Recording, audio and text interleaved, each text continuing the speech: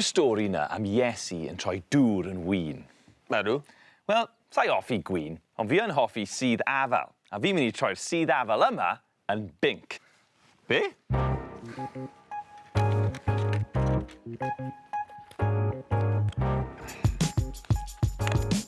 Barod. Na. Barod. OK. Sydd afal. Ewn. Nawr, drych ar hwn. Pryd nes ti hwnna?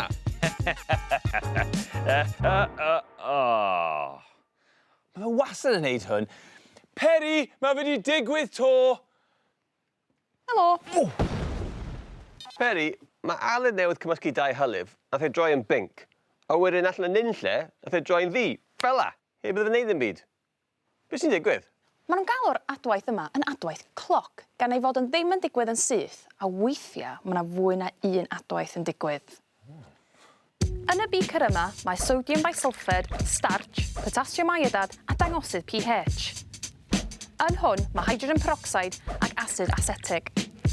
Yr adwaith cyntaf sy'n digwydd ydy bod yr hylif yn droi yn binc gan ei fod yn fwy acidic. Ond wedyn, mae'r starch a'r iodine yn adweithio, a mae'n troi'r hylif yn ddu. Mae hwnna'n really cool. Dach chi isio ras? Wrth gwrs. Y hylif gyntaf i droi yn ddu sy'n ennill. Barod? Barod. 3, 2, 1, ewch.